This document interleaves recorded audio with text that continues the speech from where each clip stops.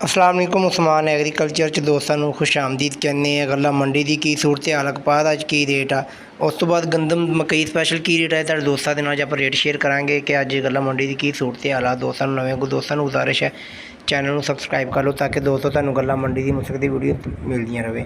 ਅੱਜ ਆਪਾਂ ਦੋਸਤੋ ਗੱਲ ਕਰਾਂਗੇ ਸਭ ਤੋਂ ਪਹਿਲਾਂ ਕਪਾਹ ਦੀ। ਕਪਾਹ ਮਾਸ਼ਾਅੱਲਾ ਮੰਡੀ ਦੇ ਅੰਦਰ ਫਿਰ ਅਗੇਨ ਆਉਣਾ ਸਟਾਰਟ ਹੋ ਚੁੱਕੀ ਹੈ। ਮੁਹਰਮਾਂ ਦੀਆਂ 2 ਛੁੱਟੀਆਂ ਸੀ ਜਿੰਦੀ ਵਜ੍ਹਾ ਤੋਂ ਮੰਡੀ ਬੰਦ ਸੀ। ਅੱਜ ਫਿਰ ਗੱਲਾ ਮੰਡੀ ਦੇ ਅੰਦਰ ਮਾਸ਼ਾਅੱਲਾ ਬੜਾ ਰਸ਼ ਲੱਗਿਆ ਹੋਇਆ। ਬਾਕੀ ਕੀ ਸੂਰਤ ਹਾਲ ਅੱਜ ਕਪਾਹ ਜਿਹੜੀ ਹੈ ਦੋਸਤੋ ਰਸ਼ ਜ਼ਿਆਦਾ ਹੋਣ ਦੀ ਵਜ੍ਹਾ ਤੋਂ ਗੱਲਾ ਮੰਡੀ ਦੇ ਅੰਦਰ ਬਹੁਤ ਜ਼ਿਆਦਾ ਕਪਾਹ ਆ ਰਹੀ ਆ। ਉਹ ਤੁਸੀਂ ਵੇਖਦੇ ਪਏ ਸਾਹਮਣੇ ਰਕਸ਼ੇ ਟਰਾਲੀਆਂ ਲੱਗੇ ਹੋਏ ਆ।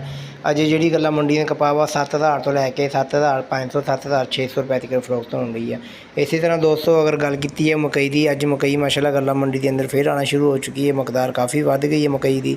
ਆ ਤੁਸੀਂ ਵੇਖਦੇ ਪਏ ਹੋ ਵੱਡੇ ਵੱਡੇ ਢੇਰ 2-2 300 ਮਣ ਦੇ ਢੇਰ ਲੱਗੇ ਹੋਏ ਆ। ਟਰਾਲਿਆਂ ਦੇ ਟਰਾਲੇ ਆ ਰਹੇ ਆ। ਅੱਜ ਗੱला ਮੰਡੀ ਦੇ ਅੰਦਰ ਜਿਹੜੀ ਮਕਈ ਹੈ 2000 ਤੋਂ ਲੈ ਕੇ 2100 ਰੁਪਏ ਤੱਕ ਫਰੋਖਤ ਹੋਣ ਰਹੀ ਹੈ। ਜਦਕਿ ਵੰਡਾ ਕੁਆਲਿਟੀ ਮਕਈ 1700 ਰੁਪਏ ਤੱਕ ਫਰੋਖਤ ਹੋਣ ਰਹੀ। ਇਸੇ ਤਰ੍ਹਾਂ ਦੋਸਤੋ ਆਪਾਂ ਗੱਲ ਕਰਦੇ ਹਾਂ ਗੰਦਮ ਗੱला ਮੰਡੀ ਦੇ ਅੰਦਰ कम मकदार के अंदर आ रही है क्योंकि ਗੱਲਾ मंडी के अंदर जी गंदम के चांसेस वधन के मजीद चांसेस नज़र आ रहे हैं कि आने वाले दिनों के अंदर गंदम जी मजीद वधूगी। अगर आप गल करिए अज ਗੱਲਾ मंडी के अंदर गंदम की जी कीमत आ 2900 रुपए तक फरोख्त होनी। बाकी ਤੁਹਾਡੇ इलाके की रेट है सानू लाजमी दसो। अल्लाह हाफिज़।